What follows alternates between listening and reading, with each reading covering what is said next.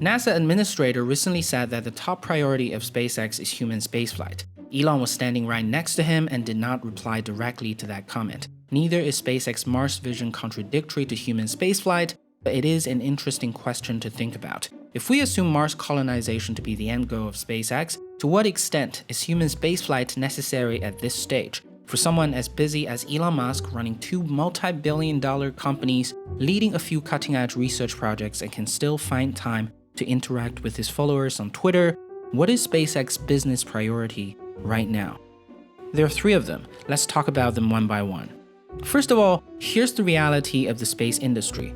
Aside from SpaceX, no other space company that existed have survived without financial support from their respective government. Even for SpaceX, if not for the early funding committed by the US government, it wouldn't be where it is today. Right now, SpaceX is a robust business bringing hundreds of millions of dollars in revenue a year thanks to its industry-leading reusable technology. But looking across the industry, we can seldom find any other example that can do the same.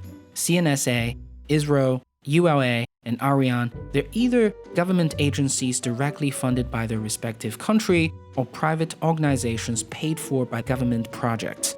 Do we really believe that ULA can survive without DoD contracts such as the Space Launch System and Orion? I doubt it. Is it possible that the Chinese Beidou Positioning System or the Indian moon missions can be completely privately funded? I suspect not. Therefore, the first reality we have to face is the nature of the industry and the important role governments must play. SpaceX is doing very well right now, but if it wants to do better, it has to align its priority with NASA's. There's no way around it. SpaceX can make hundreds of millions from Falcon 9 launches, no problem, but the billion-dollar contract is and has always been with the government, be it military or exploration missions to outer space. That's the first priority of SpaceX business. So NASA Director Jim Bridenstine really isn't lying when he said SpaceX's top priority is human spaceflight, because that's NASA's top priority right now. It's really humiliating that NASA, the world-leading space agency, now has to pay the Russians hundreds of millions per seat for sending American astronauts to the International Space Station. In due time, this problem will be solved considering SpaceX's overwhelming capability, but until that happens, NASA is anxious. To align SpaceX's goal with NASA further though, we have to talk about NASA's plan for Moon and Mars. Two specific technologies are emphasized. Orbital refilling technology being developed by SpaceX under BFR and Crew Dragon, as well as landing technology with Falcon 9. SpaceX has just gotten $3 million research award by NASA for orbital refilling. More is coming. The most exciting thing about OR technology is that it works organically with SpaceX reusable rockets. Reusability pushes launch cost to nearly negligible, and refilling makes the rocket a lot more powerful in space. A perfect formula for space travel. Personally, I think OR is the most promising piece of technology because SpaceX have most of it figured out, with Crew Dragon rendezvousing with the International Space Station, and it best utilizes reusability. To give it some more perspective, for Falcon 9, its fuel mass is 489,000 kilograms and its dry mass is only 29,500 kilograms. This means over 90% of what's launched by Falcon 9 every time is fuel, and this is the price we have to pay to compensate for the gravity well.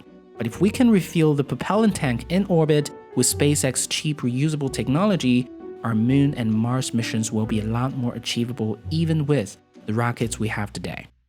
Going back to human spaceflight, the urgent agenda SpaceX have to straighten out is its goals. Is SpaceX's goal in the next 10 years to send humans to Mars? If that's the case, if SpaceX were to ever achieve its goal of colonizing Mars, it must start by demonstrating its capability of human spaceflight soon.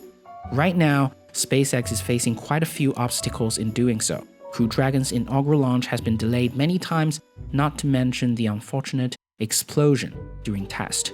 Therefore, considering all these factors, SpaceX's top priority is to focus on building capabilities of human spaceflight and deep space exploration.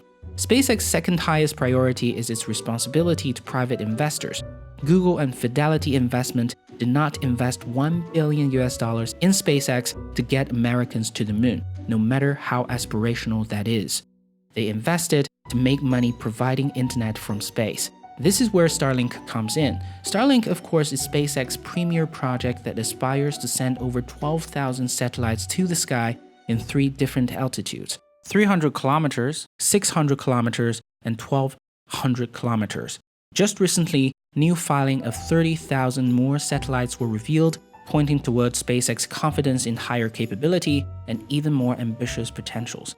This, I think, pushes SpaceX valuation to equal the likes of Boeing and AT&T at around $100 to $200 billion. The third priority is the new application that combines the top two priorities, both with the US government and StarLink. SpaceX has recently started working with DoD to explore defense applications of Starlink satellites. While we do not know if this discussion are for missile defense or for military communication, what we do know is that this is only the beginning. Last year, Air Force Strategic Development Planning and Experimentation Office gave SpaceX a $28 million contract to see how the service could use Starlink. If SpaceX can prove the proposed military application with Starlink satellites to be useful, this could potentially be the most lucrative business going forward. These three priorities are the chief business interests of SpaceX. Although these goals are very business-centric, they nevertheless serve SpaceX's long-term goal of getting humans to Mars. A more powerful Starship with cutting-edge orbital refueling and landing technology will surely be an important part of SpaceX's first Mars mission. A more lucrative Starlink project will also help fund that. Starlink is only possible with countless engineers working behind the scene. If you want to be an engineer yourself, Brilliant.org is a fantastic tool to get you started. It has over 60 in-depth courses in math, science, and computer science. Courses on Brilliant give you a good framework to enhance your understanding of rocketry and help you link relevant physics topics together. On top of that, it also engages you with interesting problems and examples, help you master concepts by solving fun, challenging problems yourself. This course on classical mechanics, for example, is very relevant for today's topic. Teaches you the principle of rocketry with over 700 interactive concepts and exercises. To support Curious Elephant and learn more about Brilliant, go to brilliant.org/curiouselephant and sign up for free. First 200 people click on the link will get 20% off the annual premium subscription.